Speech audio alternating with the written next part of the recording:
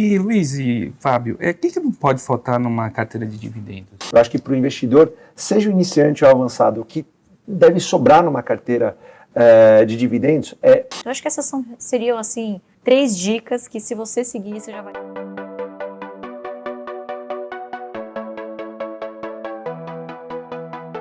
Primeiro eu queria perguntar, né, qual que é uma dica de ouro para quem está pensando em investir em dividendos? Bom, primeiro prazer aí por nos receber aqui no Money Minds, é bem legal estar aqui. Bom, eu acho que não existe uma dica de ouro, uma bala de prata que você pode falar assim, agora, é isso que você vai fazer e acabou, não é uma dica, né? Eu acho que é um conjunto de fatores que pode fazer com que você consiga navegar no mercado de ações no longuíssimo prazo, que é o que vai te dar dinheiro de verdade. Então, assim, a gente pode tentar resumir em uma dica, acredito eu, mas existem mais. Se eu fosse resumir em uma, seria você ser disciplinado o suficiente para se manter numa estratégia e não sair dela. E quando eu falo não sair dela, não significa não sair nos próximos 5 anos. Eu quero dizer para você se manter investindo em boas ações de boas empresas pagadoras de dividendos para o resto da vida. E a pergunta que eu faço para todo mundo que está nos assistindo é se vocês vão aguentar passar por isso, né? Porque por melhor que seja uma empresa, né, Lu? Ela tem altos e baixos. E nos altos e baixos é que você vai se conhecer. Porque investir é muito comportamental também, né? Eu acredito que talvez seja muito mais comportamental, inclusive, do que matemático. E por várias vezes você vai se ver nu diante do mercado, né? Porque você comprou uma empresa, ela caiu 50% e ela continua sendo boa.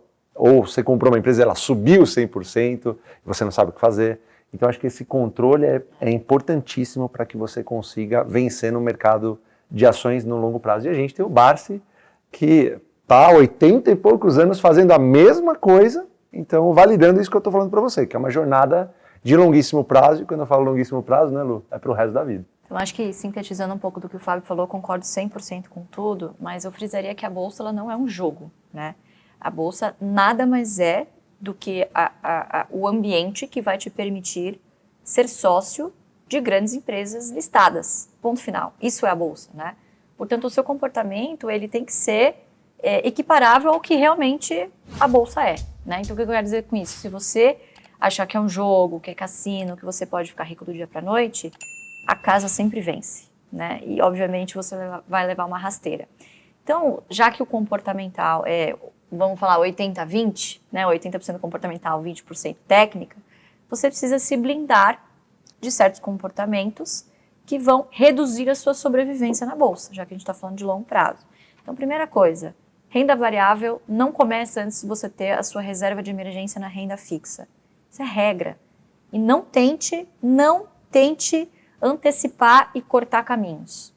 Porque é lei de Murphy, né? Quando a gente brinca, o dia que você precisar do dinheiro que você colocou em bolsa, as ações vão estar em baixa, né? É sempre assim que acontece.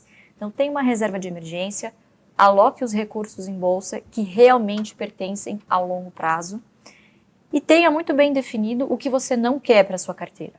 E aí você já elimina 90% das distrações e de empresas que você não vai precisar nem perder o seu tempo olhando, porque se não paga dividendo, se não é perene, se não tem margem, se extremamente cíclica, se não tem um bom controlador, por que você vai perder tempo em descobrir se aquilo está caro, está barato, se vale a pena ou não, né? Então, tem ali as suas prioridades, o seu foco nos setores e nas empresas que realmente se encaixam na estratégia que você determinar ali, que tenha mais aderência ao seu perfil. Então, acho que essas seriam, assim, três dicas que se você seguir, você já vai estar muito melhor que a média aí.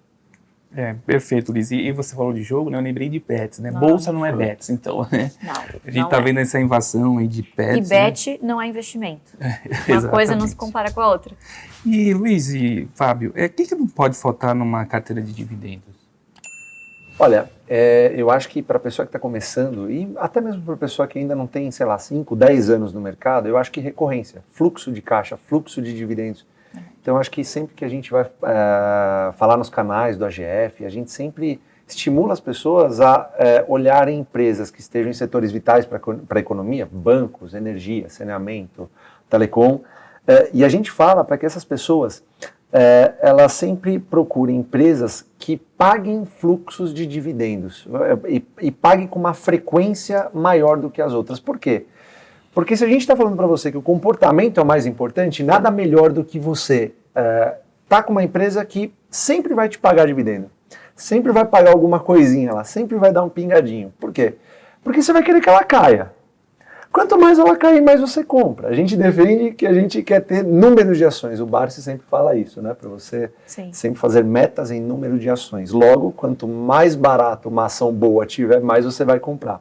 Se você tem uma ação que paga bons dividendos e com uma frequência muito grande, tudo o que você vai querer é que ela caia para você comprar mais e bater suas metas. Então, eu acho que para o investidor, respondendo objetivamente sua pergunta, eu acho que para o investidor, seja o iniciante ou avançado, o que deve sobrar numa carteira de dividendos é recorrência de pagamento em boas empresas.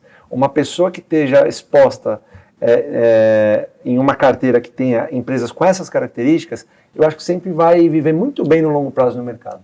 Exatamente, porque esse pinga-pinga recorrente, ele renova a sua fé um pouquinho, né? De, poxa, tá dando certo, tá caindo aqui um pouquinho, vou pegar, vou agregar no aporte que eu faço mensalmente, né? E essa bola de neve vai aumentando, né? Então, a gente dá preferência, né? Não que a gente não tenha empresas fora do BEST, que é bancos, energia, seguro, saneamento e telecom. Nós temos outras que, inclusive, são empresas cíclicas, né? Principalmente ligadas ao mercado de commodities. Mas são exceções, né? Não são todas, né? As pessoas confundem muito o que a gente faz com yield a qualquer custo. Como se a gente não olhasse outra coisa, a não ser faz um ranking ali do dividend yield e isso aí maravilhoso. Não, a gente dá preferência por empresas que tenham um histórico, uma recorrência maior de dividendos, por mais que não seja o maior pagador, mas é um excelente pagador há muito tempo, um excelente pagador com consistência, né? Do que você ter uma carteira, por exemplo, recheada de empresas de commodity, que, claro, tem também a sua qualidade, mas tem um custo de oportunidade muito grande, porque a hora que a commodity estiver no ciclo de baixa, o que conta é qual é o custo de produzir, o custo de servir, enfim, dessa empresa, e ela pode ter um hiato muito grande de um período em que ela não consiga distribuir dividendos, e aí a commodity sobe de novo, e ela gera muito caixa, distribui tudo de uma vez. Então, depende muito também do seu momento como investidor. Então, se você está ali nos primeiros 5 anos, eu acho também que você deveria dar preferência por essas empresas um pouco menos cíclicas, mais defensivas, que não existe garantia em bolsa, mas que pelo histórico de entrega, acredita-se, né, é mais provável que distribua trimestralmente, né, enfim, que você tenha esse fluxo mais perene. E aí, conforme você for evoluindo, ganhando musculatura nos seus dividendos, aí você começa a olhar para setores um pouquinho mais complexos até de se analisar, né? Que tem outras variáveis externas, tipo câmbio, preço da commodity, enfim, que tem um custo de oportunidade um pouco maior, né?